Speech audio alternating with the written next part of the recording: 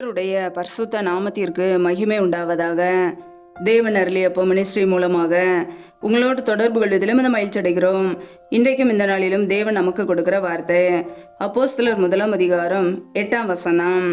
பரிசுத்த ஆவி உங்களிடத்தில் வரும்போது நீங்கள் பலனடைந்து எருசலேமிலும் யூதேயா முழுவதிலும் சமாரியாவிலும் பூமியின் கடைசி பரியந்தமும் எனக்கு சாட்சிகளாய் இருப்பீர்கள் என்றார். ஹல்லேலூயா. கிறிஸ்துவுக்குள் பிரியமானவர்களே, கர்த்தருடைய வார்த்தை சொல்லுகிறது, பரிசுத்த ஆவி உங்களிடத்தில் வரும்போது நீங்கள் பலனடைந்து என்று பார்க்கிறோம். ஆம் பிரியமானவர்களே, நம்முடைய வாழ்க்கையிலே ஒவ்வொரு நாளும் தேவ சமூகத்திலே நாம் காத்திருக்கும் போது பரிசுத்த ஆவியினால் தேவன் நம்மை நிரப்புவார். ஹல்லேலூயா. ஒருவேளை ஆவிக்குரிய வாழ்க்கையிலே சோர்ந்து போயிருக்கலாம், பலனற்றவர்களா இருக்கலாம். பரிசுத்த ஆவி நமக்கு கொடுக்கப்பட்டு இருக்கிறது. ஒவ்வொரு நாளும் தேவ சமூகத்திலே காத்திருக்கும் போது நம்முடைய வாழ்க்கையில பலன் கழுகுகளை போல பலனடைந்து நம்முடைய வாழ்க்கையிலே நாம் ஓட முடியும். ஹல்லேலூயா. கர்த்தருடைய வல்லமை நம்ம மீது தங்கி இருக்கும். ஒவ்வொரு நாளும் தேவ சமூகத்திலே கர்த்தருடைய பிள்ளைகள் காத்திருந்து ஜெபிக்கும் பொழுது அவர் அவருடைய அபிஷேகத்தினால் நம்மை நிரப்புவார். அவருடைய பலனை நாம் பெற்றுக்கொள்ள முடியும். உன்னத பலனை நம் மீது ஊற்றுவார். ஹல்லேலூயா. பரிசுத்த ஆவியானவர் நமக்கு கொடுக்கப்பட்டு இருக்கிறார். நம்முடைய வாழ்க்கையிலே ஒவ்வொரு நாளும் தேவ சமூகத்திலே காத்திருந்து அபிஷேகத்தினால் நிரம்புவோம். அவருடைய வல்லமையை தரித்து கொள்வோம். கர்த்தருடைய சமூகத்தை நாடுவோம். பலனடைந்து இந்த பூமியின் கடைசி பரியந்தமும் கர்த்தருக்கு சாட்சிகளாய் வாழ்வோம். ஹல்லேலூயா. கர்த்தருடைய பிள்ளைகளுடைய வாழ்க்கையிலே சாட்சியுள்ள ஒரு வாழ்க்கை இருக்கிறதா? கர்த்தருக்கு சாட்சியுள்ள ஒரு மக்களாய் நாம் வாழ்கிறோமா? நம்மை நாமே ஆராய்ந்து பார்ப்போம். நமக்குள்ளே பரிசுத்த ஆவியானவர் வரும்போது பரிசுத்த வழியிலே நம்மை நடத்துவார். பாவத்தை குறித்து கண்டித்து உணர்த்துவார். பரிசுத்தமாய் நடக்க நமக்கு கற்றுக் கொடுப்பார். பாவத்தை குறித்து கண்டித்து உணர்த்துவார். நியாய தீர்ப்பை குறித்து நமக்கு கூறுவார். ஹல்லேலூயா. நம்முடைய வாழ்க்கையிலே பாவத்திலிருந்து விலகி வாழ வேண்டும். நீதியான காரியங்களை நமக்கு கற்றுக் கொடுப்பார். எது நியாயம் எது அநியாயம் என்று நமக்கு கற்றுக் கொடுப்பார். பிரியமானவர்களே, மரணத்துக்கு பிறகு நியாய தீர்ப்பு உண்டு என்பதை நமக்கு அவர் கற்றுக் கொடுப்பார். ஹல்லேலூயா. நம்முடைய வாழ்க்கையிலே ஒவ்வொரு நாளும் தேவ சமூகத்திலே காத்திருந்து பரிசுத்த ஆவியானவரின் பலனை பெற்றுக்கொள்வோம். நம்முடைய வாழ்க்கையிலே ஆவிக்குரிய வாழ்க்கையில வளர, இந்த உலக காரியங்களிலே நம் சோர்ந்து போய் இருக்கிற காரியங்களிலே பலனடைய ஒவ்வொரு நாளும் தேவ சமூகத்திலே காத்திருந்து புது வல்லமையை புது பலனை புது கிருபைகளை பெற்றுக்கொள்வோம். ஹல்லேலூயா. காத்திருந்து கழுகுகளை போல எழும்பி ஓடுவோம். கர்த்தருக்காக சாட்சியுள்ள ஒரு வாழ்க்கை வாழ்வோம். கர்த்தர் நம்மோடு கூட இருந்து நம்மை ஆசீர்வதிப்பார். ஹல்லேலூயா. கர்த்தர் தாமே இந்த வார்த்தையின்படி உங்களை ஆசீர்வதிப்பாராக. ஆமேன். நம்மை நாமே அவருடைய சமூகத்திலே தாழ்த்துவோம்.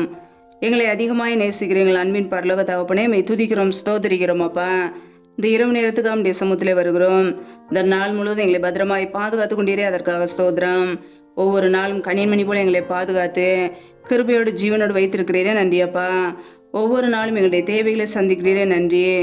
ஒவ்வொரு நாளும் உண்ணவும் உடுக்கவும் தங்குவதற்கு இடம் கொடுத்து எங்களை பாதுகாக்கிறீரே, நன்றி அப்பா.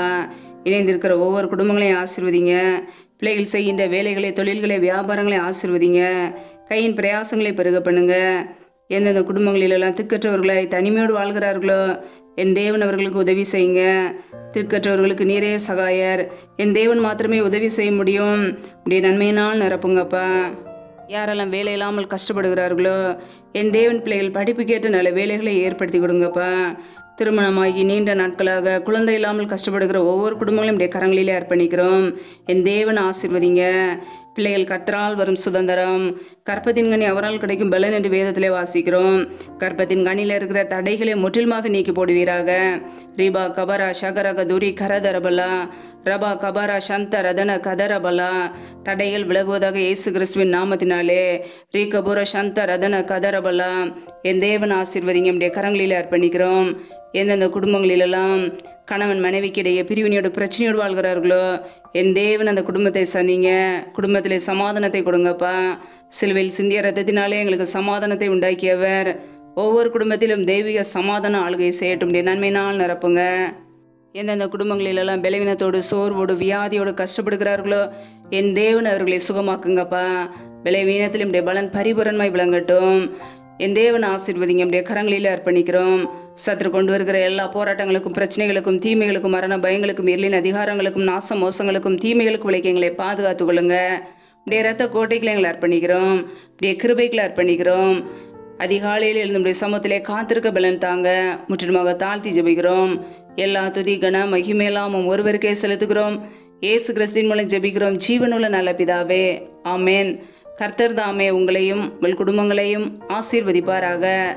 ஆமேன். Thanks for watching. Please subscribe our channel. Click the like and share. Click the bell. God bless you.